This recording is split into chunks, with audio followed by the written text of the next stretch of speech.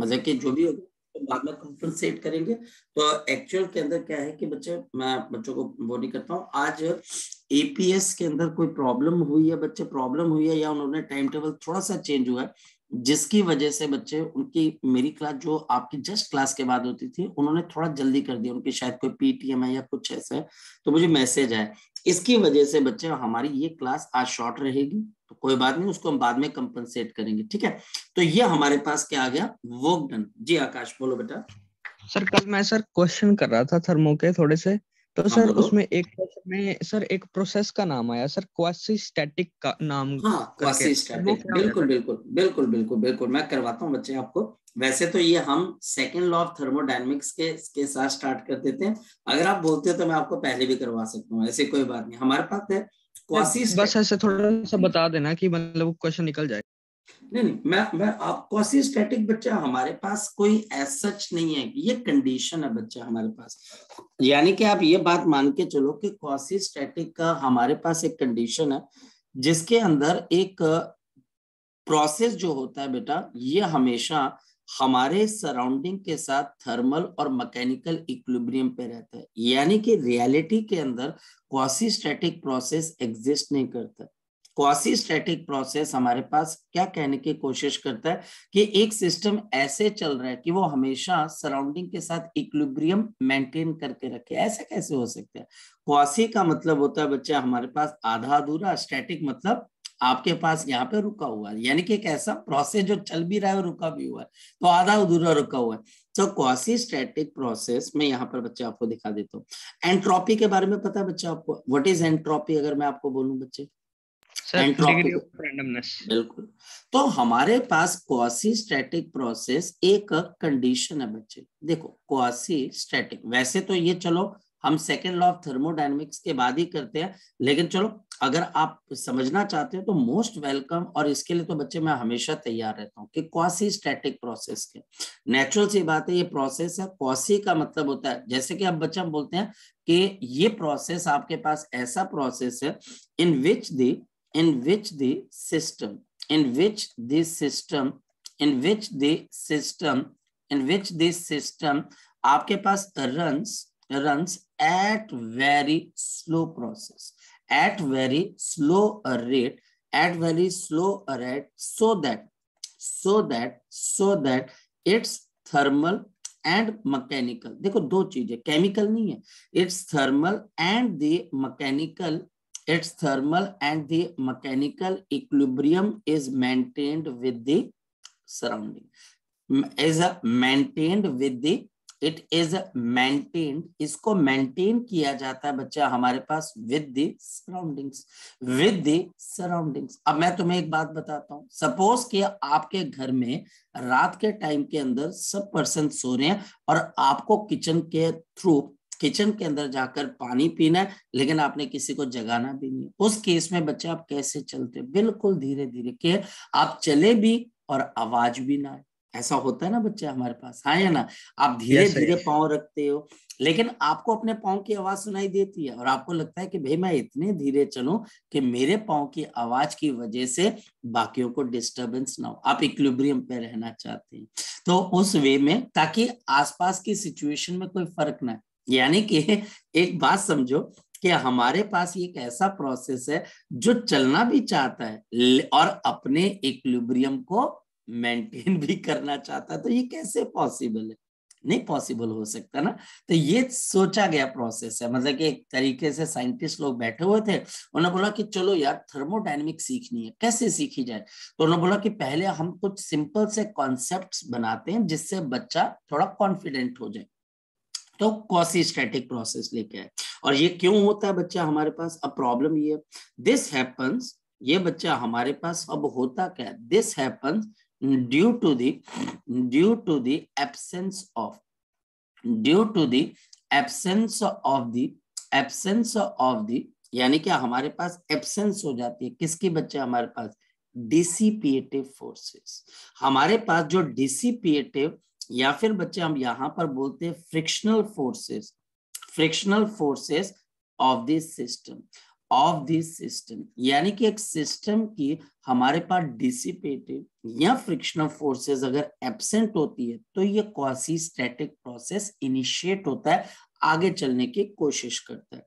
और इसमें सिस्टम हमेशा थर्मल और बच्चा हमारे पास मैकेनिकल इक्विलिब्रियम पे मेंटेन रहता है बच्चे। और ऐसा प्रोसेस क्या यूनिवर्स में कभी मिलेगा? नहीं। ये बच्चे पूरी तरह से हमारे पास क्या बच्चे, आपके पास थ्योरेटिकल प्रोसेस है, यह हमारे पास यहाँ पर थ्योरेटिकल प्रोसेस है। अब बता इक्विलिब्रियम का मतलब क्या होता है? मतलब नेट वर्क डन यहाँ पर हमेशा क्या होता है? जीरो। ये बात ध्यान रखना। हमारे पास क्वासी स्टैटिक प्रोसेस के अंदर क्योंकि इक्विलिब्रियम मेंटेन रहता है तो इसके अंदर से जो नेट वर्क डन होगा, सिस्टम में जितनी भी फोर्सेस हैं, गैस की फोर्सेस, एक्सटर्नल फोर्सेस, सभी का सभी वर्क डन बच्चा हमारे पास किसके बराबर होता है बच्चे? जीरो के बराबर होता है। सभी का वर्क डन बच्चा हमारे पास किसके बराबर होता है? जीरो के बराबर। ये हमारे पास है। इसी तरीके से काके तुम एक और प्रोसेस को पढ़ोगे, रिवर्सिबल प्रोसेस। दूसरा प्रोसेस बच्चे आप पढ़ोगे reversible process. Reversible process again thermodynamics का एक ऐसा प्रोसेस है जो थ्योरेटिकल है और इस यूनिवर्स के अंदर प्रेजेंट नहीं हो सकता। पर ये प्रोसेस कहता क्या है? ये प्रोसेस हमको समझाने की क्या कोशिश कहता है और ये प्रोसेस हमें कहता क्या? ध्यान से समझना। ये प्रोसेस हमें ये कहता है बच्चे हमारे पास, this process is a process, ये हमारे पास एक ऐसा थर्मल डायनेमिकल प्रोसेस है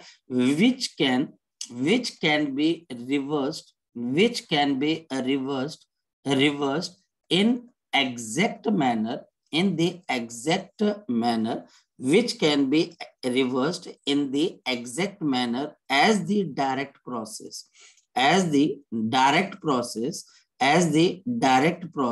when, जब बच्चा हमारे पास when the external आपके पास conditions, when the external conditions are also reversed, when the external condition are also reversed बच्चे हमारे पास, and the process, और जो हमारे पास process है बच्चे takes the exact path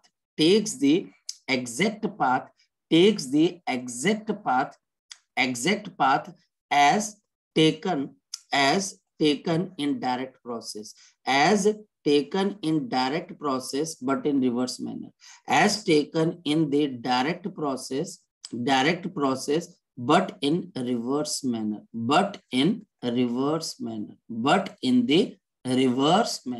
लेकिन बच्चे यह हमारे पास रिवर्स मैनर के अंदर होनी चाहिए। बच्चा बोलता है सर इसका मतलब क्या?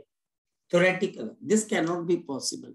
रिवर्सिबल प्रोसेस होने की दो कंडीशन होनी चाहिए। एक, जो प्रोसेस है बच्चे वो हमारे पास क्वासी स्टैटिक प्रोसेस है, ये बच्चा हमारे पास क्वासी स्टैटिक होना चाहिए। और दूसरा बच्चा हमारे पास ये जो प्रोसेस है रिवर्सिबल प्रोसेस है बच्चा हमारे पास, ये हमारे पास फ्री फ्रॉम डिसिपेटिव फोर्सेस होना चाहिए।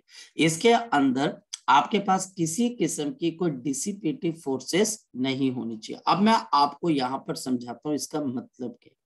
इसका मतलब बच्चा अगर आपको समझ में आता है तो आप रिवर्सिबल प्रोसेस बहुत अच्छे से समझ पाओगे। देखो है क्या हमारे पास रिवर्सिबल प्रोसेस क्या कहता है? मेरे पास यहाँ पर ये आपके पास एक कप है जिसके अंदर बच्चा हमने मिल्क को रखा हुआ है। तो इसके अंदर बच्चा हमारे पास मिल्क है और इस मिल्क के अंदर बच्चा आपने शुगर को प्लेस किया। ये बच्चा हमने यहाँ पर शुगर को डाला और हमने यहाँ पर एक स्पून को लेके इसको स्टिर किया। हमने स्टिर इसको किया एंटी क्लॉकवाइज डायरेक्शन में। अब बताओ ये शुगर के साथ क्या होगा बच्चे? बताओ ये शुगर बच्चा हमारे पास अगर आप इस स्पून को एंटी क्लॉकवाइज रोटेट करते हो तो आपके पास क्या हो जाता है? ये जो शुगर है ये हमारे पास वाटर के इसके अंदर मिल्क के अंदर क्या हो जाती है? आपके पास ये जाकर घुल जाती है। ये बच्चा हमारे पास यहाँ पर घुल जाती है बच्चे, यह हमारे पास इसमें जाकर मिक्स हो जाती है। और मिक्स होने के बाद क्या ये शुगर आपको इसमें नजर आती है बच्चे? ये मिक्स होके बच्चा हमारे पास यहाँ पर नॉट विजिबल। हाँ या ना बच्चे? ऐसा ही होता है, यस और नो? है ना। Yes, तो sir. जब आपने चम्मच को एंटी क्लॉकवाइज घुमाया तो ये एक प्रोसेस था, और इस प्रोसेस के रिजल्ट से क्या हुआ कि शुगर जो पहले क्रिस्टल की फॉर्म में थी, फिर वो बच्चे आपको विजिबल नहीं होती। अब ध्यान से समझना नेक्स्ट पॉइंट को। लेकिन अगर कोई पर्सन अब आता है और वो स्पून को क्लॉकवाइज रोटेट करता है, यानी कि बिल्कुल ऑपोजिट डायरेक्शन में, तो फिर बच्चे अगर ये शुगर के क्रिस्टल दोबारा से क्या हो जाए, शुगर के क्रिस्टल दोबारा से क्या हो जाए बच्चे, रीअपियर हो जाए, दोबारा से रीअपियर हो जाए without any losses, without any losses. अगर आपने 2 ग्राम की चीनी डाली थी, 2 ग्राम की चीनी मिक्स की थी, उतनी ही चीनी आपको वापस बच्चे मिल जाए और वो भी क्रिस्टल बन जाए, वैसे ही बच्चे वो सॉलिड फॉर्म में आ जाए। कब? जब आप स्पून को क्लॉकवाइज घुमाए। तो this is called the reversible process. पर क्या ऐसा होता है कभी बच्चे?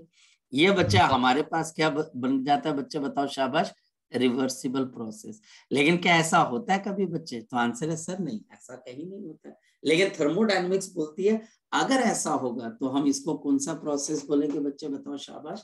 अगर ऐसा होता है तो हम इसको कौन सा प्रोसेस बोलेंगे? हम इसको रिवर्सिबल प्रोसेस हमारे पास नेचर अलाउ ही नहीं करता है बच्चे। कैसे अलाउ करेगा? क्योंकि एंट्रोपी बच्चे कभी घट सकती है बच्चे आपके पास, बताओ मुझे, क्या एंट्रोपी घट सकती है? आप बताओ कि क्या delta S is equal to 0, या डेल्टा एस लेस देन 0, या डेल्टा एस ग्रेटर देन 0? इन तीनों के अंदर से आप एंट्रोपी का कौन सा रिजल्ट अपने दिमाग में रखते हो? तो delta S is always greater than 0, बिल्कुल। और रिवर्सिबल प्रोसेस का मतलब क्या है? Delta S is equal to 0, जो कि पॉसिबल ही नहीं। अगर कोई टीचर आपको रिवर्सिबल प्रोसेस बोल रहा है तो देखो उसका मतलब क्या है, उसका मतलब क्या है कि आप यहां पर P से आप कहां की तरफ होगे, वॉल्यूम, आप यहां पर इधर से ये प्रोसेस यहां पर चलेगी, और आपके पास यहां पर 1 और ये 2, ये इनिशियल स्टेट है और ये बच्चे फाइनल स्टेट है। ये हमारे पास एक थर्मोडायनेमिकल प्रोसेस है। और अगर हमारे पास ये रिवर्सिबल प्रोसेस है तो ये गैस क्या करेगी, एग्जैक्ट बी से कहां की तरफ को जाएगी बच्चे, ए की तरफ को जाएगी, एग्जैक्ट। तो बच्चा बोलता है कि सर हमारे पास कोई भी प्रोसेस जो होता है वो ए की तरफ आपके पास ऐसे भी तो जा सकता है, पी और वी, तो आप ए से बी ऐसे आए और बी से ए ऐसे चलेंगे, क्या सर ये भी रिवर्सिबल है? नहीं, ये रिवर्सिबल नहीं है, ये साइक्लिक है पर रिवर्सिबल नहीं है। और रीजन क्यों बच्चे? रिवर्सिबल के अंदर सिस्टम एग्जैक्टली वही स्टेट्स को बच्चे कवर करके वापस जाएगा जहां से वो डायरेक्ट प्रोसेस में आया था, तो वो रिवर्सिबल कहलाता है। एग्जैक्ट वही पाथ लेगा, उसी जगह से बच्चे उसी जगह पे पहुंचेगा जहां से वो चला था, एग्जैक्ट वही पाथ लेगा, और इस वजह से बच्चे हम इसको रिवर्सिबल कहते हैं। हम इसको यहाँ पर क्या बोल देते हैं बच्चे, रिवर्सिबल प्रोसेस कह देते हैं। तो रिवर्सिबल प्रोसेस हमारे पास बड़ी सिंपल सी चीज है। अगर हम ए से बी जा रहे हैं तो दोबारा बी से ए उसी रास्ते से अगर हम वापस जाते हैं तो रिवर्सिबल है। किसी और रास्ते से जाएंगे तो ये प्रोसेस साइक्लिक तो होगा लेकिन रिवर्सिबल नहीं होगा। यहाँ पर एक और बात देखो बच्चे, जब आप इस रिवर्सिबल प्रोसेस को देखते हो तो नेट वर्क डन कितने के बराबर होगा, जरा बताओ। यहाँ पर नेट वर्क डन आपके पास किसके बराबर है, 0, क्योंकि जितना वर्क डन एक्सपेंशन में लगा उतना कंप्रेशन में लगा। लेकिन क्या साइक्लिक प्रोसेस में नेट वर्क डन 0 है? नहीं, यहाँ पर नेट वर्क डन आपके पास यहाँ पर क्या, नॉन 0। और फिर तीसरे तरह का प्रोसेस एक और होता है, और हमारे पास तीसरे तरह का जो प्रोसेस बच्चा हमारे पास होता है उसका नाम पता क्या बच्चा हमारे पास, उसका नाम है इररिवर्सिबल प्रोसेस। इररिवर्सिबल प्रोसेस जो कि नेचर की सच्चाई है, ये रियलिटी है। और इसकी सबसे बढ़िया एग्जांपल बच्चे which can not be reverse, simple सी बात है, जैसे रस्टिंग ऑफ द आयरन, क्या ये रिवर्सिबल प्रोसेस है कि बच्चा हमारे पास इररिवर्सिबल प्रोसेस है? इररिवर्सिबल। आप बच्चे जितना मर्जी एक्सटर्नल कंडीशंस को रिवर्स कर दें, रस्टिंग ऑफ द आयरन कभी भी रिवर्स नहीं हो सकती। जैसे रस्टिंग ऑफ द आयरन, ये इररिवर्सिबल प्रोसेस है, ये कभी भी बच्चा हमारे पास आपके पास वापस नहीं जा सकता। नेक्स्ट वन बच्चा हमारे पास the height attained by a person, the height attained by a person, ये रिवर्सिबल प्रोसेस है कि इरिवर्सिबल प्रोसेस है? तो आंसर है सर ये इरिवर्सिबल प्रोसेस है। जैसे अगर कई बार लोग मजाक भी करते हैं कि कॉलगेट को अगर आप ट्यूब से निकाल लेते हैं तो दोबारा से वो चीज बच्चे क्या नहीं हो सकती, दोबारा से वो कॉलगेट जो है ट्यूब के अंदर नहीं जा सकती, मजाक करते हैं। तो वो भी किसका एग्जांपल है? Irreversible process. तो नेचर बच्चा हमारे पास किसको प्रेफर करती है? नेचर बच्चा हमारे पास प्रेफर करती है हमारे पास रिवर्सिबल प्रोसेस को इरिवर्सिबल प्रोसेस को। तो आंसर है इरिवर्सिबल प्रोसेस। और इस वजह से डेल्टा एस हमेशा ग्रेटर देन 0, जो कि बोलता है कि नेचर में हर चीज जो है वो इरिवर्सिबल है, वो कभी भी बच्चा हमारे पास, जिसको हम ये बोल सकते हैं बच्चे रिवर्सिबल हो ही नहीं सकती, क्योंकि एंट्रोपी अलाउ ही नहीं करती है। एंट्रोपी बोलती है कि सिस्टम के अंदर ऑर्डर कभी आता ही नहीं। एक बार जो सिस्टम बच्चे जिस स्टेट को अटेन कर लेता है उसके बाद वो आगे जाता है, उससे पीछे की तरफ को नहीं आती। तो दुनिया भरी हुई है बच्चा हमारे पास इरिवर्सिबल प्रोसेस की। अगर आप रूह अफ़ज़ा बनाते हो तो वहां पर बच्चे जो रूह अफ़ज़ा उसके अंदर घुल गया वो इरिवर्सिबल है। अब आप किसी भी तरीके से उस रूह अफ़ज़ा को पानी से बच्चे सेपरेट नहीं कर सकते, तो वो इरिवर्सिबल प्रोसेस है। ठीक आकाश, क्लियर है आकाश? क्लियर है? ठीक है, तो बहुत बढ़िया बच्चे। ऐसे क्वेश्चन देखो, आप जब पढ़ते हैं तो क्वेश्चंस आते हैं, डाउट्स आते हैं, और जब डाउट्स आते हैं फिर हमको लगता है कि नहीं अब सर से क्वेश्चन पूछना चाहिए, और फिर हम जब क्वेश्चन पूछते हैं तो 4 बातें और निकल कर आती हैं, फिर टीचर 4-5 बातें और आपसे डिस्कस करता है कि यार ये भी तो हो सकता है। अब चलते हैं बच्चे हम आगे की तरफ। अब हम आगे की तरफ को चलते हैं और चीजों को बेटर ढंग से अंडरस्टैंड करते हैं बच्चे। हम देखते हैं, एक मिनट रुकिएगा। तो हमने यहां पर आइडियाबेटिक प्रोसेस के वर्क डन के बारे में अंडरस्टैंड करने की बच्चे कोशिश की थी। चलिए अब हम आगे की तरफ को चलते हैं। 2 मिनट रुकिएगा। Okay okay okay okay okay okay okay, यहां से स्टार्ट करते हैं। तो हमारे पास यहाँ पर अब नेक्स्ट पॉइंट क्या आ जाता है बच्चे? Next point is the limitation of the first law of thermodynamics. तो limitations of the first law of the thermodynamics. Limitation देखिए, इसकी जो सबसे पहली लिमिटेशन है वो ये बच्चा हमारे पास, दिस डज नॉट टेल, ये बिल्कुल भी आपको नहीं बताता है, does not tell the conditions, does not tell the conditions in which, does not tell the condition in which, जिसके अंदर बच्चा हमारे पास क्या हो जाएगा, heat is completely converted into work. Does not tell the condition in which the heat is completely आपके पास converted into the work, converted into the work, converted into the work. ये बच्चा हमारे को ये बताता ही नहीं है, वो सिर्फ बोलता है कि हीट वर्क डन में जाएगी, पर कब कंप्लीटली वर्क में जाएगी ये बताता ही नहीं है बच्चा हमारे पास। नेक्स्ट वन बच्चा हमारे पास क्या आ जाती है? नेक्स्ट वन बच्चा हमारे पास आ जाता है, it does not tell, it does not tell, ये बिल्कुल भी नहीं बताता why the work, why the work, why the work cannot convert into the heat, why the work cannot be converted into the heat। देखिए ये हमारे पास सीधी बात करता है, converted to the heat, ये हमको ये तो बताता है कि हीट वर्क में कन्वर्ट होगी, पर ये कभी बताता है आपके पास कि वर्क भी हीट में कन्वर्ट होगा? लेकिन बच्चे ऐसा होता है हमारे पास, अगर आप अपने हाथों को रगड़ो तो उसमें हीट प्रोड्यूस होती है, लेकिन क्या फर्स्ट लॉ ऑफ थर्मोडायनेमिक्स इसके बारे में बात करता है? बिल्कुल भी बात नहीं करता बच्चा हमारे पास। थर्ड वन बच्चे, इट डज नॉट टेल, ये बिल्कुल भी बच्चा आपको नहीं बताता है, does not tell the, does not tell the condition, ये बिल्कुल भी वो कंडीशंस नहीं बताता बच्चे, why the heat, why the heat, why the heat will flow into the system, will flow into the system, will flow into the system। ये वो conditions की बात ही नहीं करता है कि हीट बच्चे सिस्टम क्यों पिक करेगा, ये हमको यहाँ पर बताता ही नहीं। और फोर्थ और सबसे इंपॉर्टेंट चीज, ये हमको बताता ही नहीं है कि एक्चुअल में कितनी हीट कहाँ जाएगी। फोर्थ वन बच्चे, इट डज नॉट टेल, ये बिल्कुल भी बच्चे हमको नहीं बताता है, does not tell, it does not tell the, it does not tell the extent of the heat, extent of the heat converted into change in internal energy, change in internal energy, the change in the internal energy, the change in the internal energy and the work done. यानी कि ये उसके बारे में बिल्कुल भी बात नहीं करता. तो this is the limitation of the first law of thermodynamics. तो ये लिमिटेशन बच्चा हमारे पास आ जाती है first law of thermodynamics.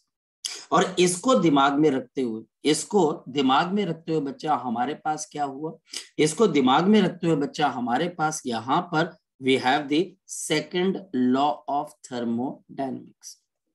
We have the second law of thermodynamics. हालांकि ये लॉ भी हमारे पास बहुत ज्यादा आपके पास एफिशिएंट नहीं है, लेकिन फर्स्ट लॉ ऑफ थर्मोडायनेमिक्स के मुकाबले ये ज्यादा हमारे पास रिलायबल लॉ बने बच्चे, जिसके अंदर हमारे पास दो स्टेटमेंट्स है. एक जिसमें बच्चा हमारे पास क्या आ गया, केल्विन प्लैंक स्टेटमेंट.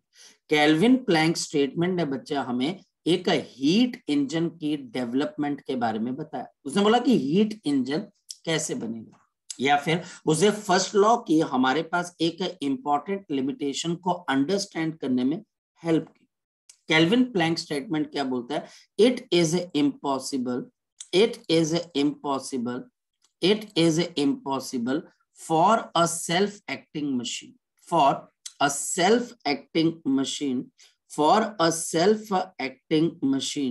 एक सेल्फ एक्टिंग जो हमारे पास मशीन है उसके लिए इम्पॉसिबल है बच्चे टू कन्वर्ट कि जो हम बच्चे यहाँ पर कन्वर्ट कर सके, to convert all the heat provided into the work done, all the heat provided into the useful work done, into the useful work done.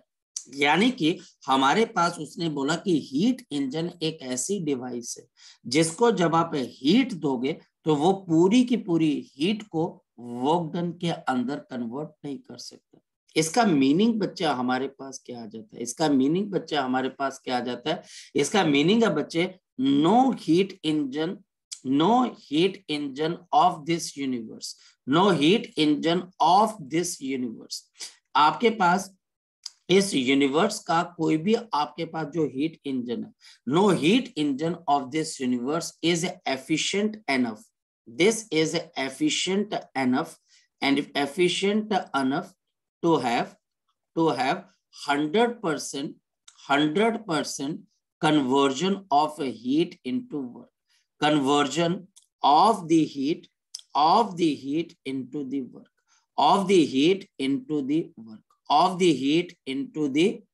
तो ये बच्चा हमारे पास यहाँ पे रिजल्ट आ जाता है. चलिए बच्चे, अभी के लिए बच्चे हम यहाँ पर इसको इतना ही करते हैं. मैंने आपको बताया था कि थोड़ी सी आज प्रॉब्लम है, इसको अब हम नेक्स्ट टाइम डिस्कस करते हैं. चलिए ओके बच्चे, बाय.